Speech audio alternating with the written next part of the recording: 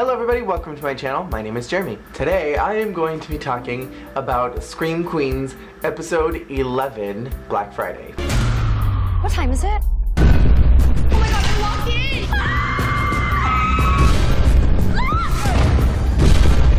Go on and shoot me! Scream Queens, only 2 episodes left. So this episode was kind of like the really big culminating moment right before we get to all of the big finale stuff. This is the penultimate episode. This was a really fantastic episode, not because the dialogue was particularly fascinating, not because anything like really huge happened, but because it really built off of the last episode. So this episode takes place literally the very next day after they got served Gigi's roasted head, which we still have no idea who gave that to them. But the only person that seemed to be really affected by this was Zayday. The other girls, or at least the Chanels, seemed to move on pretty quickly, which to me makes me think that they were somehow involved with it. Why? I don't know. We also got a major reveal at the end of this episode that Pete told Grace that he's a murderer. Now, he did not say that he's the murderer, as Chanel number 3 made the distinction earlier in the season when Chanel talked about who was she gonna kill. She talked about killing somebody, and Chanel number 5 was like, that's crazy, that makes you the murderer, and Chanel number 3 said, no, that makes her a murderer, not the murderer. Distinction. So Pete very well may have been the one who killed Gigi. He may have been the one who killed Boone. Who knows? It was commented on in the Thanksgiving episode that the Red Devil was particularly quiet around Gigi, so it is very possible that that was Pete, and maybe he felt so guilty about everything with Grace because they were about to do the nasty. Maybe he felt so guilty because he was the one that killed Gigi. The Chanels are at the mall, they're doing all their Black Friday extravaganza shopping, and they are attacked by the Red Devil, who has a crossbow. And then Denise Hempfield shows up and nothing happens. Also in this episode, we really saw some major character shifts. Grace and Zayday have really taken that murderous Kappa Kappa Tau stance that some of the other girls have, this kind of ruthless, heartless thing that they all seem to have once they join Kappa. Chanel suggests that it is time to kill Dean Munch because Dean Munch is clearly the one that is responsible for everything bad that has happened to Kappa Kappa Tau. Do I disagree? No. Do I think Dean Munch needs to die? No. Dean Munch is a fierce slaying bitch, and she needs to stay as long as she possibly can because Jamie Lee is literally everything as that character. So they decide that they need to kill Dean Munch, and Grace and Zayday both jump on board, which Zayday, I was really the one who I was shocked. She, out of everybody, has really seemed like that's like a limit that she would never go to.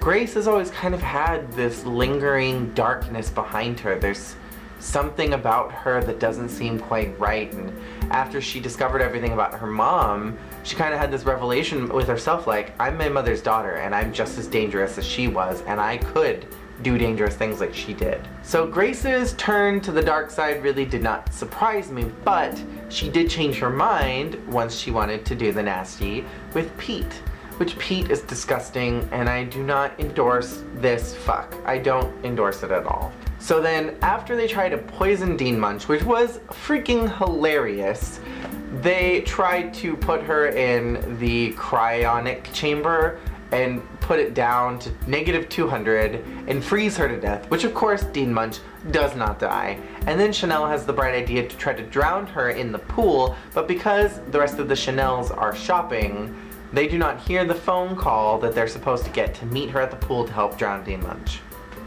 And then it seems like Dean Munch kind of gets the idea that Chanel has been fake with her through this whole episode about wanting to create this feminist group together, and kind of leaves the pool almost dejected. She seems mad that she fell into the plot, but she almost seems sad. And I don't know. I kind of feel for Dean Munch.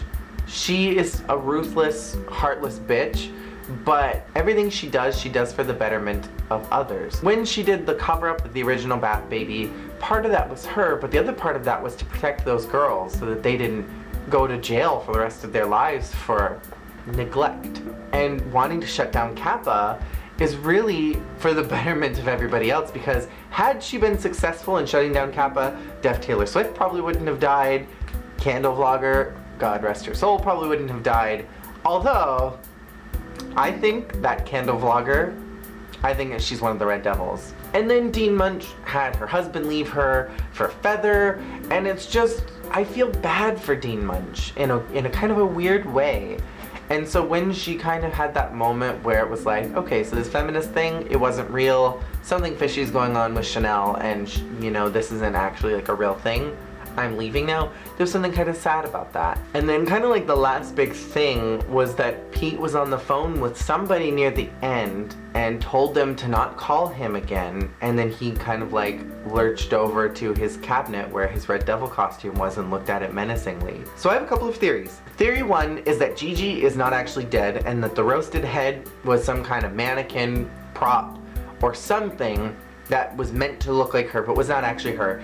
Gigi was the one who was on the phone with him and was trying to recruit him back. Maybe she faked her death for some reason, maybe she needed to flee town, who knows. My other theory is that maybe Boone was the one that was on the phone, that the Red Devil didn't actually kill Boone, that maybe they faked his death so that they could kill Gigi and then, you know, continue on whatever plan they had. And so maybe it was just a ploy to be like, let's just make Gigi think that she's safe and then kill her off. My third theory is that it was someone completely different. Ryan Murphy has said that the Red Devil is someone who we met in episode 1. My thoughts on that is that it's either Ariana Grande, it's Candle Vlogger, or it's Miss Melanie Dorcas, which I would really be unhappy if it's Melanie Dorcas, because they keep talking about her and I feel like it's just kind of like too obvious. Kind of like how Pete is too obvious to be the Red Devil because he's been so weird and suspicious. I don't think that Pete has actually done most of the murders. I think that maybe he either killed Boone, or maybe he killed Gigi, or maybe he killed some other random person in assisting the Red Devil, but is not actually the Red Devil killer. But I think it's too obvious to make Pete the actual killer. Another thought that I have is that maybe Sam is the killer. And a lot of people are suspecting that it's probably like everybody, that everyone has killed at least one person and they're all using the guise of the Red Devil to pretend, you know, like the Red Devil's been killing so many people. A lot of people think it's number 3, but that doesn't make any sense because she did see Boone talking on the phone to the other Red Devil, so there's no way that it's her. People are saying that it's number 5 because she's been attacked numerous times but has never actually died. But that doesn't make sense either because she's small and she doesn't move very fast, and she's also been in the same room with the other Chanels while the Red Devil was attacking. So it wouldn't really make sense for her to be the Red Devil. But the next set of episodes are the last one. I think I'm gonna do a viewing party next week for the finale, and if I do, I don't know, maybe I'll do like a live stream or something of it.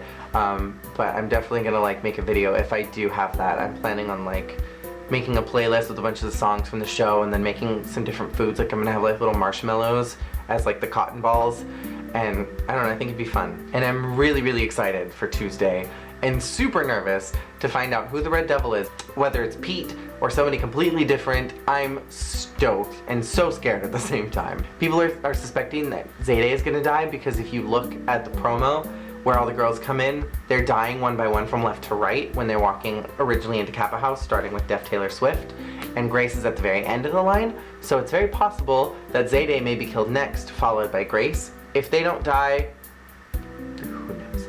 And apparently everybody's supposed to make a cameo in this next episode, so I'm hoping that means we get to see more of Candle Vlogger farting it up, and more of Ariana Grande being fierce as hell, and if Ariana Grande is in fact the killer, I will gag. Tell me who you think the killer is, and what did you think of Pete's confessional in this episode? Do you think that he is the murderer, or do you think he's just a murderer? Thank you guys so much for watching, and I'll see you guys next week after the finale. Bye!